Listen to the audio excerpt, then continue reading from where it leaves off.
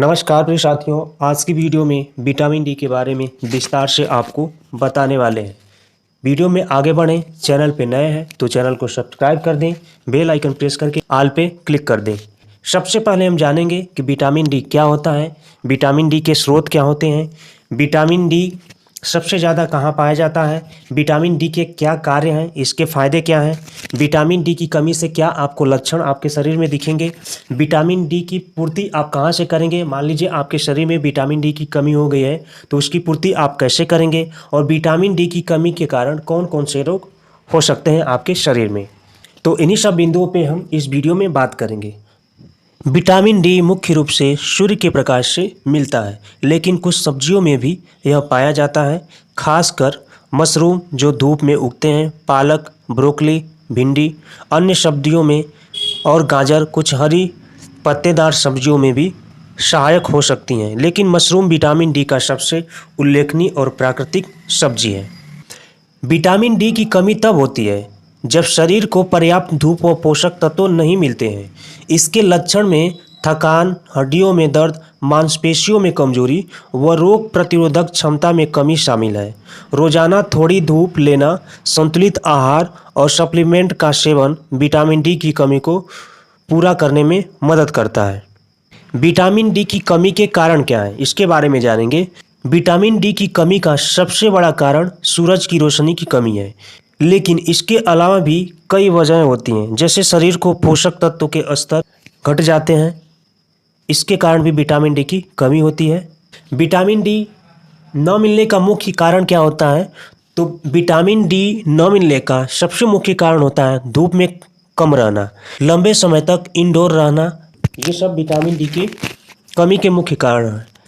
जब vitamin D की कमी हो जाती है तो गहरी त्वचा वाले लोगों में मेम्ब्रेन अधिक होता है, जिससे विटामिन डी का निर्माण कम होता है। मोटापा से क्या होता है कि शरीर की जो वसा है उसमें विटामिन डी को अवशोषित कर लेती है, जिससे यह रक्त में सक्रिय नहीं हो पाता है। इसके बाद नेक्स्ट जो कारण है किडनी या लीवर का रोग। ये अंग विटामिन डी को सक्रिय रूप से बदलने के लिए जरूरी होता है। अब जानेंगे कि विटामिन डी की कमी से क्या हो सकता है। तो यह एक बहुत ही सामान्य लेकिन महत्वपूर्ण प्रश्न है। विटामिन डी की कमी शरीर के कई हिस्सों को प्रभावित करता है।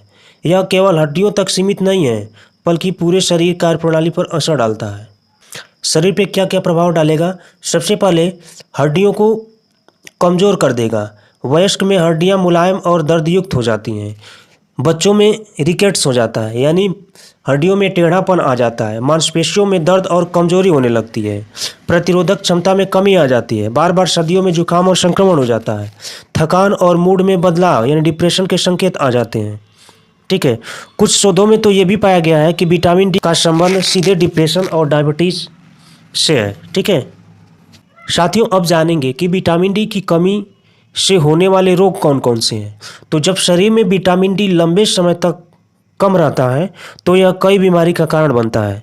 सबसे पहली जो बीमारी होती है ऑस्टियोपोरोसिस होती है, जो कि हड्डियों को कमज़ोर कर देता है। ठीक है, जिससे हड्डियां टूट सकती हैं। इसके बाद हड्डियों में दर्द और सूजन हो जाता है। इसके बाद मांसपेशियों में कमजोरी आ जाती है और जोड़ों में जकड़न होने लगता है। प्रतिरोधक क्षमता में गिरावट आने लगती है। बच्चों में हड्डियों का विकार और टेढ़ापन होने लगता है। बुजुर्गों में गिरने का जोखिम बढ़ता है। विटामिन डी का उचित स्तर न केवल हड्डियों बल्कि हृदय, मस्तिष्क और इम्यूनिटी सिस्टम को भी प्रभावित करता है। अब हम जानेंगे कि विटामिन डी की कमी के लक्षण क्या है। तो विटामिन डी की कमी के मुख्य लक्षण हैं। पहला लक्षण आपको ये दिखेगा शरीर में कि लगातार थकान और ऊर्जा की कमी आपको महसूस होगी। इसके बाद मांसपेशियों और हड्डियों में दर्द समझ में आएगा। जोड़ों में अकड़न दिखेगा आपको। बार बार सर्दी या संक्रमण या कमज़ोर इम्यूनिटी सिस्टम आपको दिखेगी। साथ ही मूड स्विंग हो जाएगा और डिप्रेशन के लक्षण आपको दिखने लगेंगे। बाल झड़ने लगेंगे। इसके साथ नींद की समस्या भी आपको दिखेगी। दांतों में कमजोरी और दर्द होने लगेगा। बच्चों में टेढ़े पैर और हड्डियों का गलत विकास होता है विटामिन डी के कारण। अब विटामिन डी को हम कैसे पूरा कर सकते हैं। तो विटामिन डी को पूरा करने के लिए आपको धूप में समय देना पड़ेगा। ठीक है, जैसे कि रोज़ आप 8 से 10 बजे तक हल्की धूप में आप 20 से 30 मिनट तक बैठिए, तो आपको विटामिन डी की जो पूर्ति है वो हो जाएगी।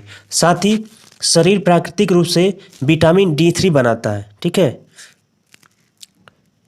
इसके बाद आपको क्या करना है कि जीवन शैली में आपको सुधार करना पड़ेगा, नियमित व्यायाम करना पड़ेगा, खासकर सुबह के समय आपको बाहर जाना है, धूम्रपान और अल्कोहल से आपको बचना है, हरी सब्जी, दालें, दूध उत्पाद आहार भी आपको शामिल करना है, हर 6 महीने में हेल्थ चेकअप भी आपको कराना है, ठीक है। तो जितनी भी हमने बातें बताई हैं सारी बातों पे आपको ध्यान रखना है, जिससे कि विटामिन डी की कमी आपके शरीर में न हो और बहुत ही बड़ी गंभीर बीमारी से आप बच सकते हैं। आशा करता हूं कि आप जीवन में स्वस्थ रहेंगे और अपने जीवन में मस्त रहेंगे। वीडियो आपको कैसी लगी कमेंट बॉक्स में कमेंट करके ज़रूर बताइएगा। चैनल पे पहली बार जुड़ रहे हैं तो चैनल को सब्सक्राइब कर दीजिएगा और बेल आइकन प्रेस करके ऑल पे क्लिक कर दीजिएगा। इसी तरह का वीडियो इस चैनल के माध्यम से आप सबके लिए प्रोवाइड कराया जाता है। मिलते हैं अगली वीडियो में, तब तक के लिए जय हिंद, धन्यवाद।